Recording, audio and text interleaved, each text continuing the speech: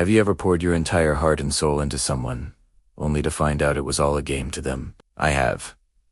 And let me tell you, when I discovered my girlfriend, let's call her Chloe, was playing with my heart, I decided it was time to end the game myself. But not in the way you might think. This isn't a story about petty revenge. It's about taking back your power. Chloe and I had been together for 3 years. I thought we were building a future. We talked about marriage, kids, the whole 9 yards. I was saving up for a ring. I was planning a surprise proposal. I was completely invested.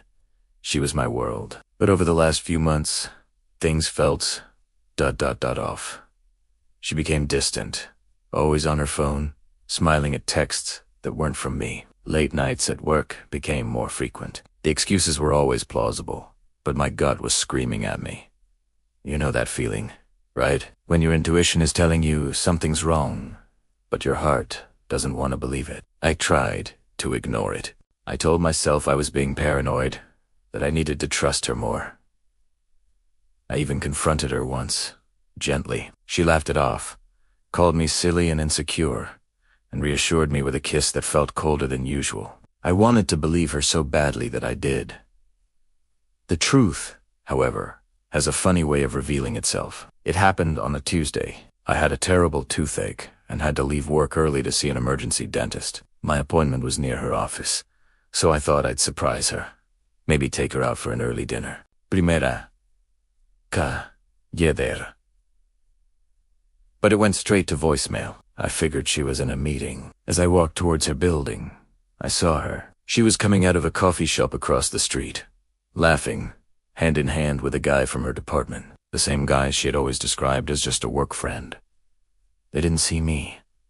I stood there, frozen, as they kissed. It wasn't a quick peck.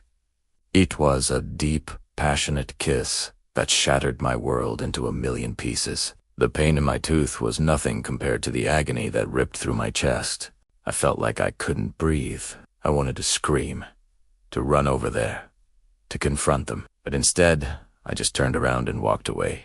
My mind was a whirlwind of betrayal and heartbreak. All the little signs, the late nights, the secret smiles at her phone, it all clicked into place. That night, I didn't sleep. I just replayed that scene over and over in my head. The initial shock turned into a burning rage. I wanted to hurt her, the way she hurt me. I brainstormed all sorts of revenge plots, exposing her to her friends and family, slashing his tires, sending her boss an anonymous email. The thoughts were dark, and for a moment, they felt satisfying. But then, a different thought crept in. What would that accomplish? It would just drag me down to her level, keep me tangled in this web of negativity and pain. It wouldn't heal my heart.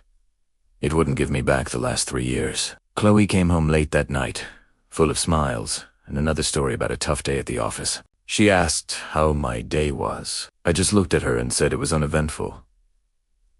The lie tasted like ash in my mouth. I couldn't even look at her. The woman I loved was a stranger. That's when I decided on my version of revenge. The best revenge isn't loud and destructive. It's silent and constructive. It's not about destroying her life.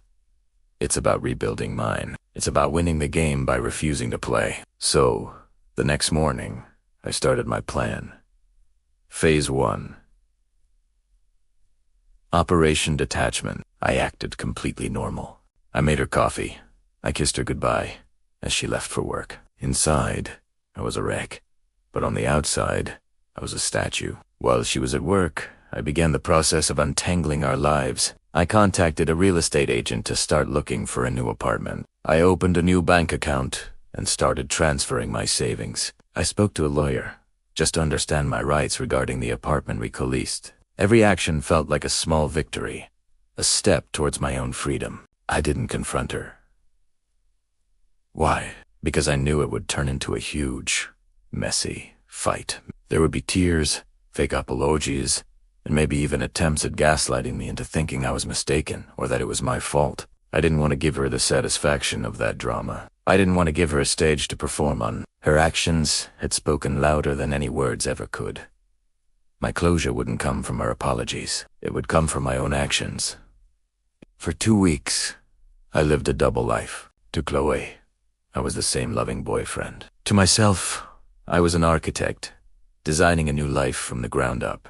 It was incredibly difficult. Every time she touched me, I had to fight the urge to recoil. Every time she said, "I love you," I felt a fresh wave of nausea. But Primera held on focusing on my goal. During this time, I focused on myself. I started going to the gym again, something I'd let slide. I reconnected with old friends I had drifted from while I was so wrapped up in her. I started journaling, pouring all my anger, sadness, and confusion onto the page.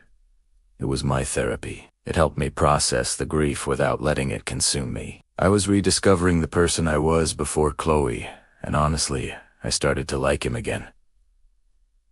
The final day came. I had found a new apartment, signed a lease, and arranged for movers. While she was at work, thinking everything was perfectly fine, my friends came over and we moved all of my belongings out. I packed my clothes, my books, my half of the furniture. We were efficient, like a special ops team. As I looked around the half-empty apartment, it didn't feel sad. It felt liberating. The last thing I did was write her a letter. It wasn't angry or hateful. It was simple and direct. I wrote, "Chloe, I know about you and Mark. I saw you. I'm not interested in excuses or apologies. I've moved out. I've packed my things. Our lease is up in 2 months, and I will continue to pay my half until then. After that, you're on your own. I wish you the best, but my part in your life is over." I left the letter on her pillow, along with the key to our apartment. No yelling, no drama, just a clean break. Then, I blocked her number. I blocked her on all social media. I blocked Mark's number too, just in case. I cut off all avenues of communication. I didn't want to hear her pleas or her justifications. The game was over, and I had walked off the field. I can only imagine her shock when she came home to a half-empty apartment.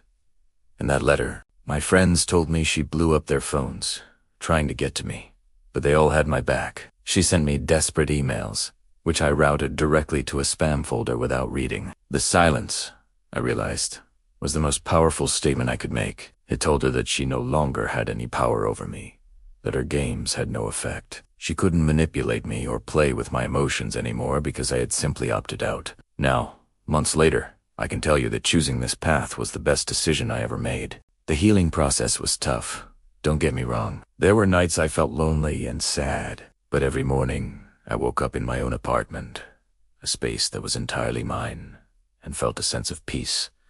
My revenge wasn't about making her miserable. It was about making myself happy. Her life is her problem now. My life is an adventure that I'm in complete control of. I invested the money I'd saved for her ring into myself. I took a trip I'd always wanted to go on. I enrolled in a course to learn a new skill. I strengthened my friendships and reconnected with my family. I turned the pain of betrayal into fuel for personal growth. So if you're ever in a similar situation, remember the ultimate revenge is not stooping to their level. It's rising so far above it that they can't even reach you anymore. Don't play their game. Build your own. Build a life that is so full of joy, success, and peace that the memory of their betrayal becomes nothing more than a distant footnote. In your incredible story, take your power back, not by ending them, but by beginning yourself. Thanks for listening to my story. Stay strong and never forget your worth.